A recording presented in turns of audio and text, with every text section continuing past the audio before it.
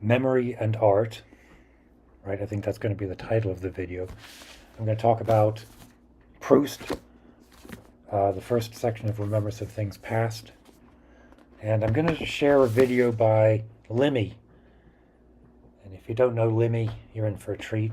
He's a comedian, Scottish comedian, and I'm going to play a section from his Millvale sketch, which in my mind is as meaningful and beautiful as the Combray section in Proust's Remembrance of Things Past. So I've got all 7 volumes in this relatively recent new translation. Each volume translated by a different author, I think. And it's available in the US now. It was available last year. I think it's been available in the UK for a year or two before. And I just finished, like I said, finished this first section, which is the Combray section, which is probably the section that you think of when you think of Proust, because it contains the the Madeleine and the tea.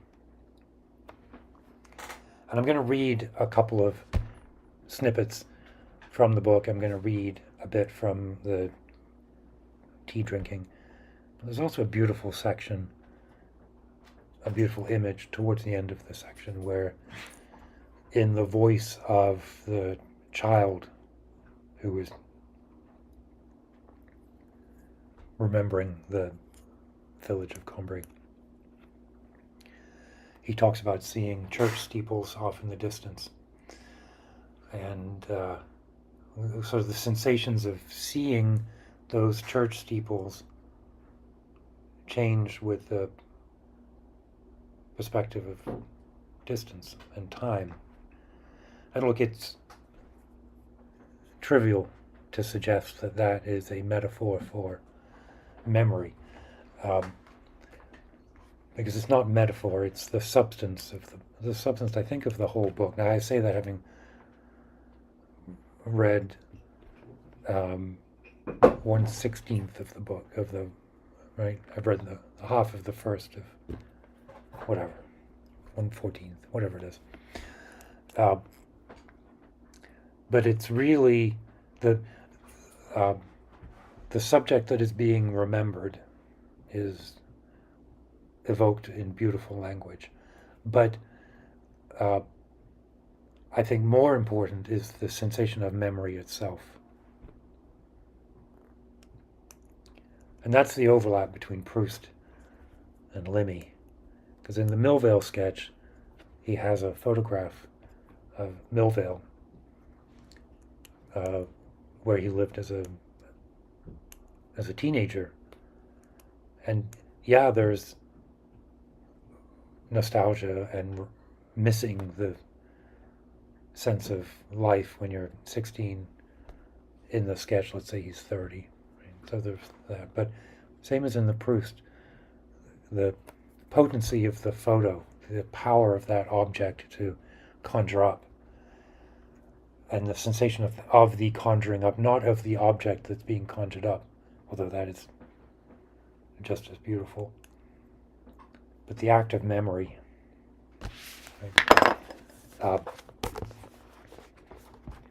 It's not the funniest thing that Limmy's done. It's my favorite of his videos that I know of. The funniest one is a bus stop, a laptop at a bus stop. I think you just Google laptop at bus stop.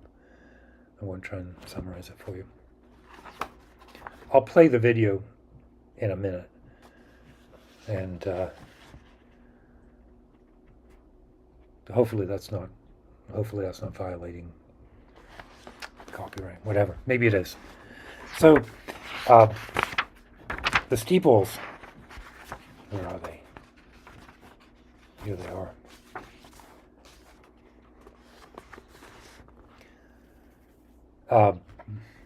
We'll see how much of this I read. I know you're not here to hear me read Proust out loud. So I'll read a bit, and I'll see how much, when I start to feel self-conscious about reading too much Proust out loud, I'll stop. So again, he's in a carriage that's riding through the countryside, homeward bound. As I observed, as I noted the shape of their spires, the shifting of their lines, the sunlight on their surfaces, I felt that I was not reaching the full depth of my impression, that something was behind that motion, that brightness, something which they seemed at once to contain and conceal.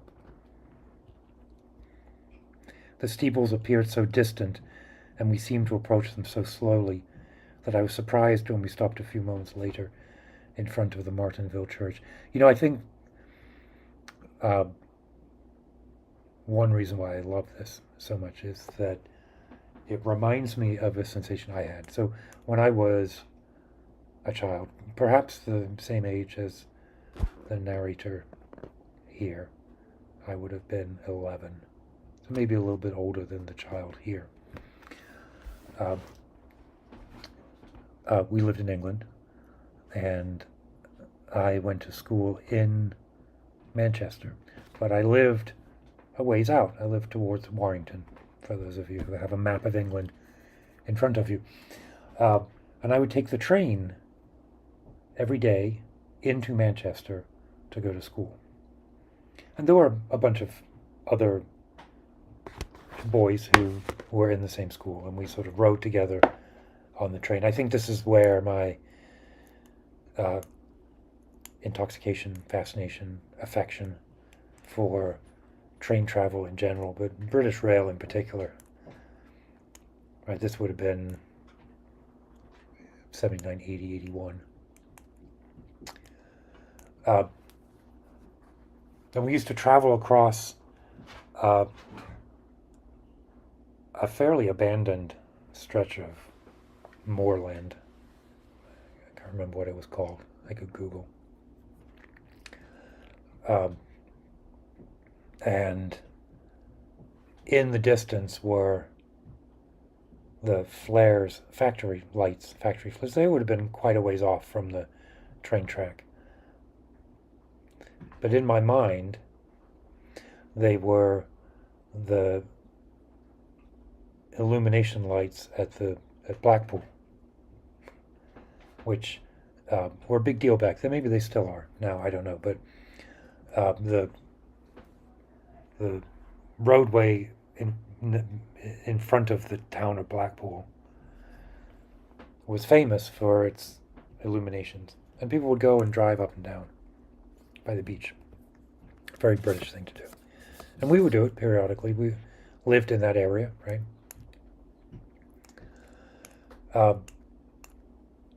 And look, I thought it was magical. It's probably seedy as fuck, right? I don't know. I haven't been back as an adult. But I would be in the train and see these lights, and I knew that they weren't. But I also knew that they were those magical illumination lights.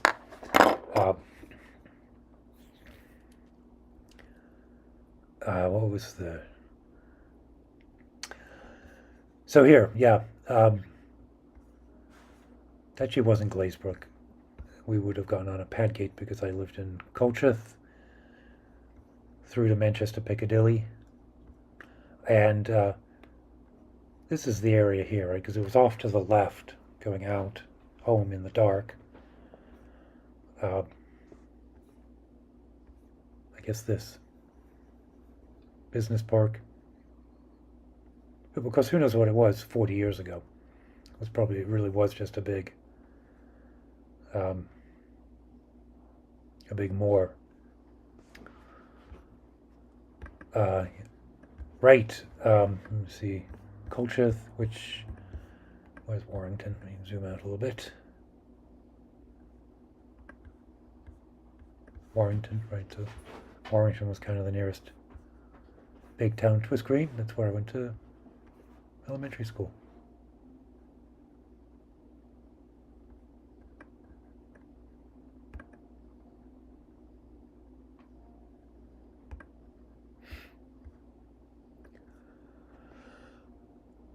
Yeah, Twiss Green was the elementary school.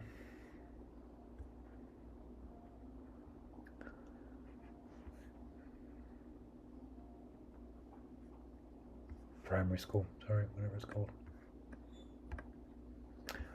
Bowden Close, that's where I lived, right there, right at the end. So we would walk down here. What was this street called? My best friend lived down here in one of these houses.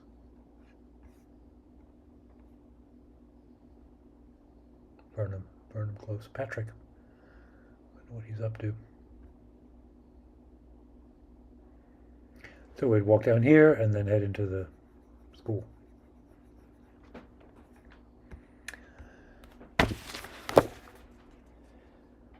The steeples appeared so distant, and we seemed to approach them so slowly, that I was surprised when we stopped a few moments later in front of the Martinville church.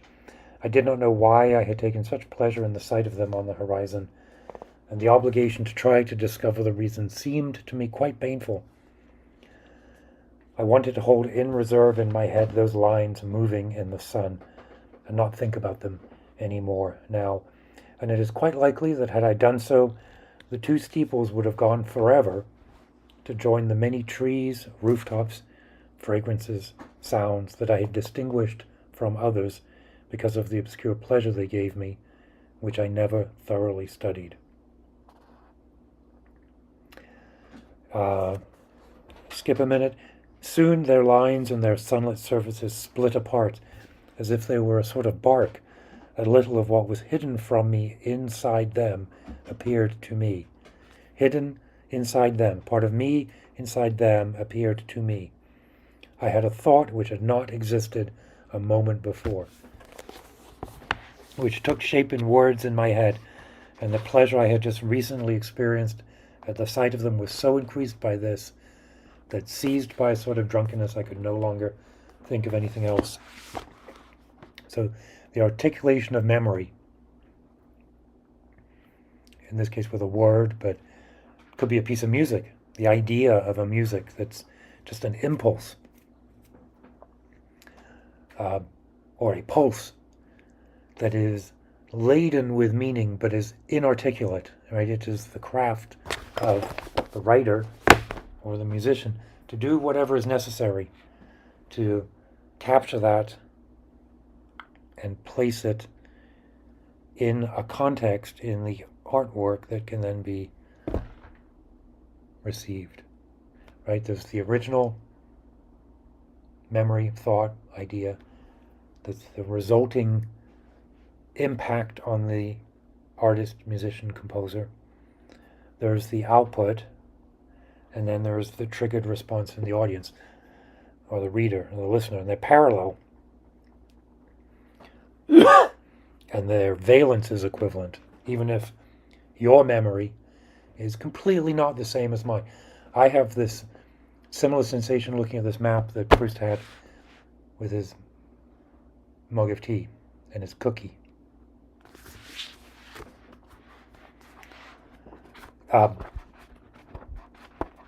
I can't not read from the cookie bit. But I'm not going to read the bit where he actually dunks it. So he dunks the cookie in the tea. He tastes it. An unexplained, unexpected experience, which he wraps up with by saying, and then all of a sudden, his entire childhood at Combray is evoked or revealed. But in the middle, he is trying to understand what happens. He says, and I begin asking myself again what it could be, this unknown state which brought with it no logical proof, but only the evidence of its felicity, its reality. This is a lot of Proust, right? It's not thrilling to watch some guy read Proust, in whose presence the other states of consciousness faded away. I wanted to try to make it reappear. The sensation, right? Not just the memories itself, not the memories of Combray, although that's part of it, but the sensation of remembering. I find the same state again without any new clarity. I ask my mind to make another effort. For a second time, I'm skipping a little bit. For a second time, because there's only so much Proust that you can hear someone read to you, unless, I don't know, maybe unless you're in a different, maybe if we were, then for a second time, I create an empty space before it. I confront it again with the still recent taste of that first mouthful, and I feel something quiver in me, shift, try to rise, something that seems to have become unanchored at a great depth. I do not know what it is, but it comes up slowly. I feel the resistance, and I hear the murmur of the distances traversed. The murmur of the distances traversed is the restatement of the memory, the physicality, the mnemonismy, mnemosyme. You know what I mean? Of the sensation, the physicality of the memory. Oof. And then there's the memory itself, all of his childhood. So let me shift to Limmy. And I'm just going to play this, and we'll watch it together. And hopefully it will do something. Hiya. Hi. That's a bit of a strange question, but can you tell me how to get there? Where is it? Where was the photo taken? I know. That's Millport. Right, what you would do is get the train to Largs. From there you get the ferry. Now the train takes roughly... No, sorry, I know how to get to Millport, but can you tell me how to get to there? That is Millport. I know, but... Sorry, you're confusing me now. Where is it that you want to go? No, you're right, it is Millport. You're right, but... See, I took that 40 when I was about 16. That's me there. Some day, some summer. Just some laugh. Tons of pals, and we just kick about all day. Just summer just seemed to go on forever. Just kick about, not thinking about tomorrow, what we're doing the day after that, the day after that. Just kicking about. No aggro, no fighting, nothing. Just having a laugh and jumping off the pier and swimming about and all that. And then at night, well, like every second night, we'd all go for a carrot, we'd all give our money to like the oldest looking one, they'd try and get served, and I'll get us a bottle of Meriden, get us a bottle of Old English, get us Diamond White and all that, and get us a quarter bottle of vodka, and you only getting a quarter bottle of vodka, I'll get us a Hoffen, and just falling about steaming. Can't get away with that nowadays, but it was a laugh. We were just, no aggro, no fighting, nothing like that. Just falling about. It was mistake. We made mistakes. I know we made mistakes, but that was just part of life. It's part of living, wasn't it? That's what it was. It was living. Unlike now, it's...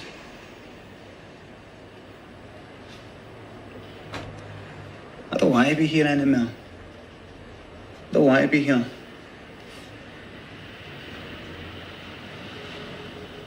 I want to be there. So can you tell me,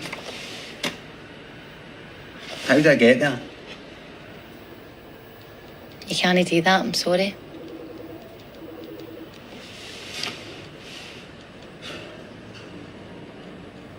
Just give us a return at logs then.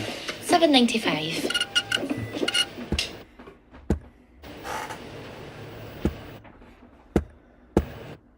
Funny, right? Funny, but beautiful.